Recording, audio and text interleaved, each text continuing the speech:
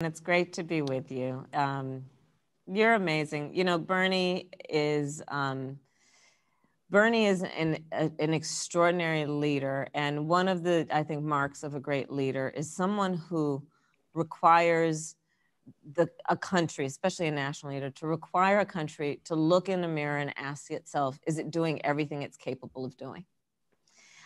Bernie is someone who has challenged every premise and required people who are knowledgeable people to defend the premise, which has been the basis of their opinions for a lifetime. And in many ways, when he does that, one sees that the premise is a bit flawed. Bernie has been someone who, you know, look at with that mischievous grin. He knows what he's doing, though, because the thing about you, Bernie, also is that you decided to do it from inside the system, but to challenge everyone every single day from inside the system. I do believe that on that debate stage that you and I shared for almost a year in the primary, that the majority of those debates would not have been on the topic of healthcare in America if it were not for a discussion that you prompted and the way you challenged the status quo and are thinking about what is possible and what the American people are prepared for and what they want. And so in front of all of the friends, I want to thank you, Bernie Sanders, for what you have done, what you continue to do, and you really are a treasure. So thank you. I don't want to make this a love fest. But well, but you know what? How often do I get in front of everybody to say these things? Well, thank you. Well, let me just say in response. I'm going to move on now. All right. Now I'm going to ask you those tough questions. You ready? Ask me. Yes. All right. But before that, I do want to say, you know, when you are in the Senate and the Democratic caucuses, Kamala and I are, we go behind closed doors often for very private meetings, no media, et cetera, et cetera. And what I do want to say to our viewers out there, I have seen Kamala behind closed doors, and I've seen the passion and the decency that she expresses and her willingness to fight for people today who do not have a voice. So Kamala, I want to thank you very much for the great work you've done. All right, let me throw it out to you. Yes. I think that in this campaign, you know, we talked about Trump's craziness every day and all the weird things he does. We have not talked enough about, frankly, what our agenda is. You and Joe get elected, God willing.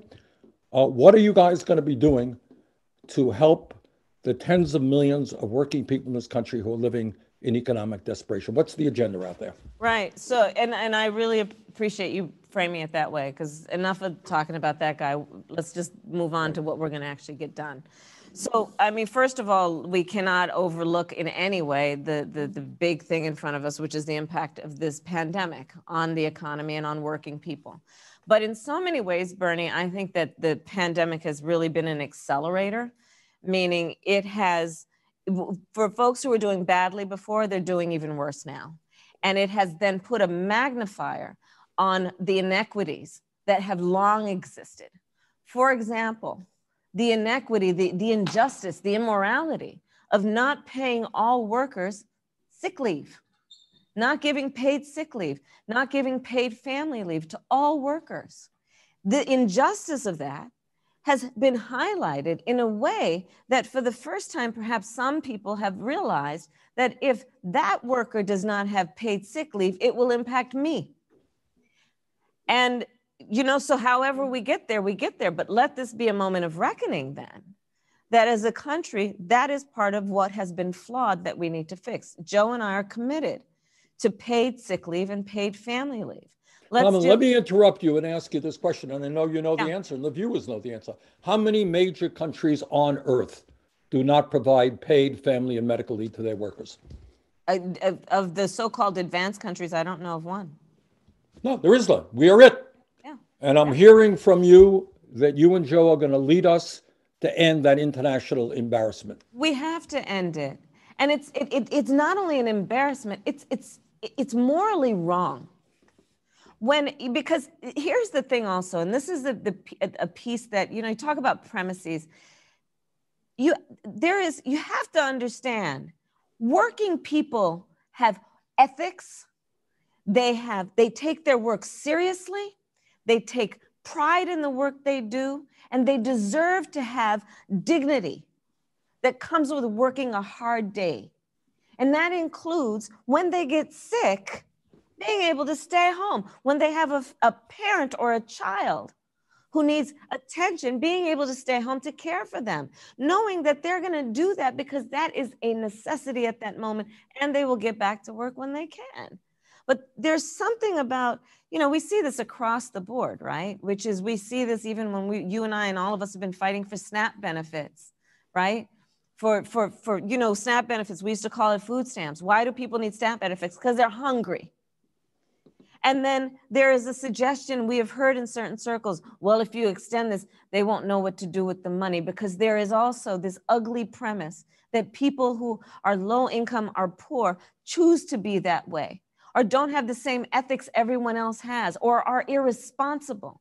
And this is part of what's wrong with the way we have crafted economic policy when it comes to what is just right and morally right on a global scale. Our audio, the platform, in addition to just what's right within our own hearts and minds about treating workers with dignity and respect. Minimum wage. I mean, you said the point of it, and also pay equity.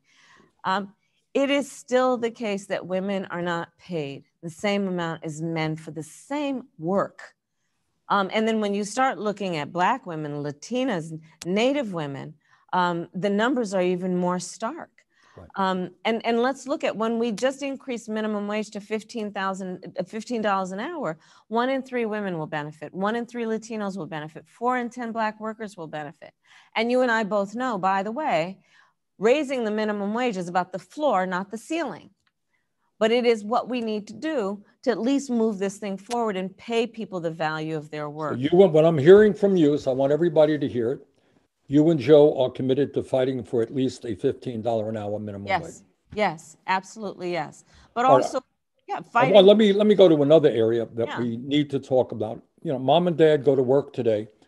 They can't find decent, quality, affordable childcare. What do you guys propose to do about that? No family should pay more than 7% of their income in child care, period. Again, and this is about addressing also, the hypocrisies of it all. We say we care about families. Every person running for office will talk about they're a family person. They care about families. Well, families need assistance paying for childcare when we have seen that, first of all, the cost of living has gone up across the board while wages have remained stagnant. When we see that in many places we're looking at childcare deserts, or we're looking at childcare being in some places more expensive than college. That's right. So these are the things that we have to do. And again, everyone benefits.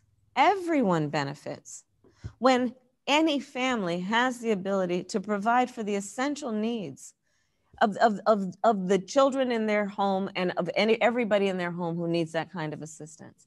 But in addition, we're also going to put in place universal pre-K for 3 and 4-year-olds. And that, again, the studies are clear, and human experience tells you when our youngest children have that, and we're not just talking about daycare, but actually education programs for our youngest children, they have a leg up. And, people who come from wealthy families have the resources to do that kind of thing anyway, but it should be available to all of our children, knowing they all have equal capacity to achieve whatever their dreams may be, but they don't have equal resources. And that, again, is the point of equity, not just equality. Right. All right, Kamala, let me ask you this. I know you have heard in California on the campaign trail, young people who would love the opportunity to get a higher education from a working class family. They just can't afford it.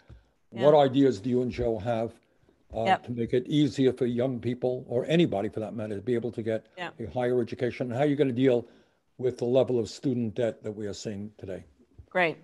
Any student coming from a family that makes less than $125,000 a year can attend a public 4-year college or university for free, including an HBCU, including a private HBCU or minority serving institution. In addition, so many of our bright minds, they graduate college with student loan debt, but they want to pursue a profession that is a profession of service, of public service. And so we also are committed for anyone who comes out of school and goes to a job that pays less than $125,000 a year, we'll erase their debt. Wow.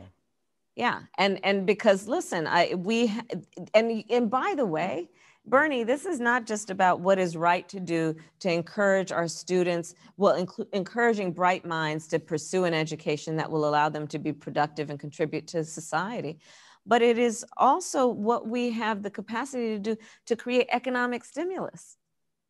Because think about that. We're also looking at when we get rid of that debt, that student loan debt, that gives those students the ability to also take advantage of the fact that we're going to give a $15,000 tax credit to first-time home buyers for down payment and closing costs. So can you imagine the number of students that right now are coming out of college with student loan debt? They don't know if they'll ever be able to buy a home. They're questioning whether they can ever afford to have children, and what it would mean to create a much more productive environment if we relieve them of that debt if they go into jobs that don't pay more than $125,000.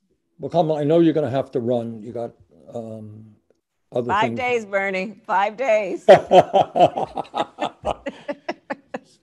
And you're counting, I suspect, huh? Yes, I am, brother.